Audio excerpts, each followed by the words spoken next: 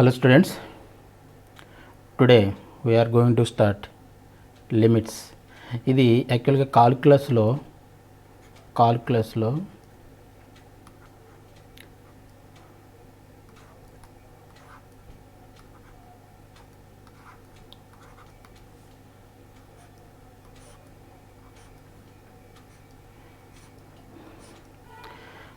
యాక్చువల్గా first chapter మనం functions start చేయాలి. బట్ ఫంక్షన్స్ నేను తర్వాత డిస్కస్ చేద్దాం. ఫస్ట్ ఆఫ్ ఆల్ ఏంటంటే మరి ఐపీఈ పాయింట్ ఆఫ్ వ్యూ మనం లిమిట్స్ స్టార్ట్ చేద్దాం. ఫస్ట్ చాప్టర్ ఇది యాక్చువల్లీ సెకండ్ చాప్టర్, కాల్కులస్లో సెకండ్ చాప్టర్ వచ్చేసి లిమిట్స్ అండ్ కంటిన్యూటీ. ఓకేనా, లిమిట్స్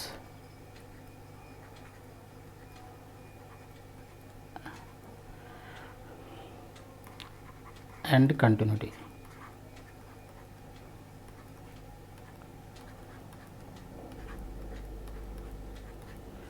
లిమిట్స్ అండ్ కంటిన్యూటీ ఇది డిస్కస్ చేద్దాం. దీని తర్వాత ఫంక్షన్స్ నేను చెప్తాను. ఫంక్షన్స్ ప్రస్తుతానికి నేను ఎందుకు ఆప్ చేశానంటే it's a very vast subject. అది చాలా స్పాన్ ఉన్న సబ్జెక్టు. గ్రాఫ్స్, డొమైన్, రేంజ్ ఇవన్నీ కూడా చాలా చాలా వ్యాస్ట్ సబ్జెక్ట్. అది చాలా ఇన్వాల్వింగ్ సబ్జెక్ట్ అది. సో ఆ కాన్సెప్ట్ గురించి మనం కొంచెం టైం తీసుకొని క్లియర్ అండ్ క్లారిటీగా మనం డిస్కస్ చేద్దామనే ఉద్దేశంతో నేను అది ప్రస్తుతానికి పక్కన పెట్టాను. సో ఇది కంప్లీట్ చేసిన తర్వాత నేను కొంచెం టైం తీసుకొని దాన్ని క్లియర్గా ఎక్స్ప్లెయిన్ చేస్తాను. ఓకే, సో దీంట్లో మనం సెకండ్ చాప్టర్లో లిమిట్స్ అండ్ కంటిన్యూలో ఫస్ట్ మనం లిమిట్స్ గురించి డిస్కస్ చేద్దాం. ఓకేనా, లిమిట్స్ ఈ లిమిట్స్లో ఇంపార్టెంట్ ఫార్ములాస్ అవి ప్రూఫ్లో నేను చెప్పబోవడం లేదు ఇప్పుడు ప్రస్తుతానికి, ఎందుకంటే ఐపీ ఎగ్జామ్స్కి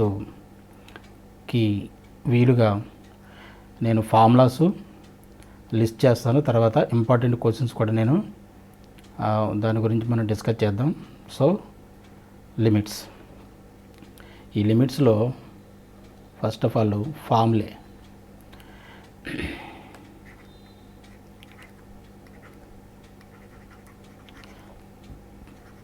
ఫార్ములని ఒక చోట నేను మొత్తాన్ని లిస్ట్ చేస్తాను. లిస్ట్ చేసిన తర్వాత ఇవన్నీ జాగ్రత్తగా చదవండి. ప్రూఫ్లు గీఫ్లు అన్నీ కూడా మనం డెఫినెట్గా తర్వాత నేను డిస్కస్ చేస్తాను దీని గురించి. ఓకేనా, ఫస్ట్ పార్ట్లో దీంట్లో limit extending to A employees ఎలా పెట్టామనుకోండి, ఎక్స్టెండింగ్ టు ఏ కానీ ఎక్స్ అప్రోచింగ్ ఏ అని చెప్పేసి అంటాం అని చదువుతాం. దీన్ని x to the power of n is equal to ఇది a to the power of 1. Direct ఏని సబ్స్టిట్యూట్ చేస్తే a to the power of n అవుతుంది. అలాగే limit extending to a x to the power of N minus a to the power of n by x minus a is equal to n a to the power of N minus 1, n a to the power of N minus 1. ఈ formulas అన్నీ కూడా చాలా జాగ్రత్తగా చదవండి. చదివితే మీకు ఈ concept easy అవుతుంది. So limit extending to zero sign X by x is equal to 1. అలాగే limit extending to zero tan X by X కూడా 1, టాన్ ఎక్స్ బై ఎక్స్ కూడా 1 అవుతుంది. అలాగే ఫోర్త్లో limit extending to zero 1 plus x whole power 1 by x is equal to e power x. అలాగే fifth formula limit extending to zero a to the power of x minus 1 by x is equal to log a. ఇక్కడ base ఈ ఉంటుంది, log base ఈ ఉంటుంది. ఈ logs గురించి కూడా మనం లాగరిథమిక్ చాప్టర్లో డెఫినెట్గా మొత్తం అంతా నేను ఎక్స్ప్లెయిన్ చేస్తాను. మళ్ళీ ఫర్ ది టైం బీయింగ్ ఈ formulas and first of all మీరు బై హ్యాట్ చేయండి, బై హ్యాట్ చేస్తే బెటర్. ఓకేనా, తర్వాత లిమిట్ ఎక్స్టెండింగ్ టు జీరో ఈ power X minus 1 by x is equal to ఇది 1. అలాగే seventh limit extending to 0 log ఈ 1 plus X by x is equal to 1. ఇది ఒక ఫార్ములా. ఓకేనా, ఇవన్నీ మోస్ట్ ఇంపార్టెంట్ ఫార్ములాస్. అలాగే limit extending to 0 1 minus cos X by X square is equal to ఇది 1/2. ఇది 1/2. ఈ ఫార్ములాస్ అన్నీ కూడా మనకి చాలా చాలా చాలా important formulas for the IPE వరకు. ఈ ఫార్ములాస్ అన్నీ కూడా చాలా ఇంపార్టెంట్. ఈ అయిన తర్వాత మనం దీని గురించి డిస్కస్ చేసేటప్పుడు ఆన్ ది స్పాట్లో మీకు ఏమన్నా అవసరమైతే నేను ఆన్ ది స్పాట్లో అక్కడికక్కడే నేను మీకు డిస్కస్ చేస్తాను. ఏమన్నా పాయింట్స్ మనం మర్చిపోతే దాని గురించి స్పాట్లో నేను డిస్కస్ చేస్తాను. గ్రాఫ్స్ గురించి కానీ ఫర్ ఐపీఈకి సంబంధించినంత వరకు గ్రాఫ్స్ కానీ మిగతా ఏ పాయింట్స్ నేను ఇక్కడ మర్చిపోయినప్పటికీ ఫార్ములాస్ కానీ మర్చిపోయినప్పటికీ నేను ఆన్ ది స్పాట్లో then and there I will discuss about that points. ఓకేనా. సో ఇప్పుడు ఐపీకి సంబంధించి ఇంపార్టెంట్ పాయింట్స్, ఇంపార్టెంట్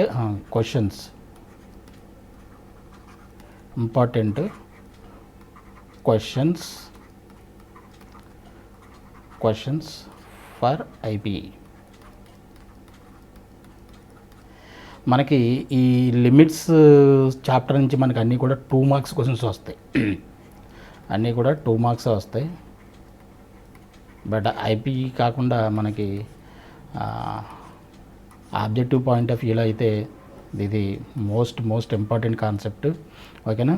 దీంట్లో ఫస్ట్ క్వశ్చన్ ఏంటంటే find limit extending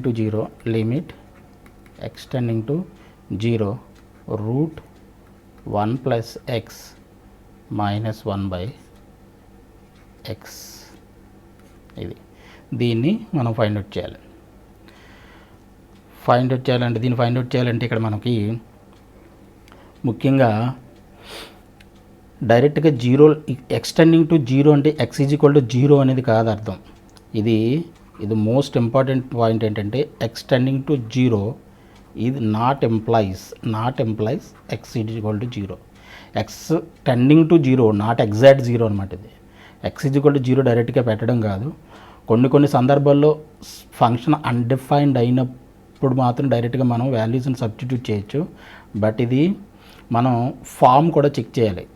infinity form 0/0 form indeterminate form అవునా కాదో కూడా మనం చెక్ చేసుకుంటూ ఉండాలి. అలా చెక్ చేసుకొని దాన్ని డిటర్మినెంట్ ఫామ్లోకి తీసుకురావడానికి ట్రై చేయాలి. ఇండిటర్మినెంట్ ఫామ్స్ అంటే మనకి ఏంటంటే infinity form, 0/0 form, 1 to the power of infinity form, infinity minus infinity and 0 to the power of 0 comma infinity to the power of infinity. ఇలా ఏంటంటే కొన్ని మనకి ఇండిటర్మినెంట్ ఫామ్స్ ఉన్నాయి. ఈ ఇండిటర్మినెంట్ ఫామ్స్ చూసుకొని దాన్ని డిటర్మినెంట్ ఫామ్లోకి మనం కన్వర్ట్ చేయగలిగితే ప్రాబ్లం సాల్వ్ అవుతుంది. అర్థమైందా? సో ఇక్కడ మనం డైరెక్ట్గా 0 పెట్టి చూసాం, వాల్యూ సబ్స్టిట్యూట్ చేస్తే ఇది ఇండిటర్మినెంట్ ఫామ్ వస్తుందో లేదో చూసుకోవాలి. 0 పెట్టామనుకోండి ఇది ఏమవుతుంది 1 + 0 రూట్ 1 ఎంత 1 minus 1 0. x is equal to 0 పెడితే 0/0 form. So it is indeterminate form. దీన్ని డిటర్మినెంట్ ఫామ్లోకి మార్చాలి అంటే ఫ్రమ్ బేసిక్ మ్యానిపులేషన్స్తో మనం ఏం చేయాలి, దాన్ని డిటర్మినెంట్ ఫామ్లోకి తీసుకురావడానికి ట్రై చేయాలి. అంటే దీన్ని లిమిట్ 1 + x మైనస్ 1/x ఉంది కదా, దీన్ని మనం ఏం చేయొచ్చు, లిమిట్ ఎక్స్టెండింగ్ టు 0 రేషనలైజ్ చేయండి. రేషనలైజ్ చేస్తే ఏం చేస్తుంది 1 + x minus 1 into root 1 + x + 1 minus ఉంది కదా ప్లస్ 1తో మల్టిప్లై చేశాను ఇంటూ ఇది రూట్ 1 + x + 1. రేషనలైజ్ చేయాలి. ఫస్ట్ బేసిక్గా ఈ రూట్స్ ఉన్నప్పుడు మ్యాక్సిమం 99% మనకి రేషనలైజేషన్ యూజ్ అవుతుంది. డిటర్మినెంట్ ఫామ్లోకి తీసుకురావడానికి మనకి రేషనలైజేషన్ అనేది చాలా చాలా యూజ్ అవుతుంది. ఎప్పుడు ఈ రూట్స్ అవి మనకు కనిపించినప్పుడు, ఫంక్షన్లో రూట్స్ అవి కనిపించినప్పుడు. ఎల్టీ అంటే నథింగ్ బట్ ఏంటి, లిమిట్ అని అర్థం, ఎక్స్టెండింగ్ టు జీరో. ఇప్పుడు a minus b into a plus b formula ఉంది, ఇది మొత్తం ఏ అనుకుంటే a minus b into a plus b formula అనేది a square minus b square. A square అంటే root 1 minus x whole square.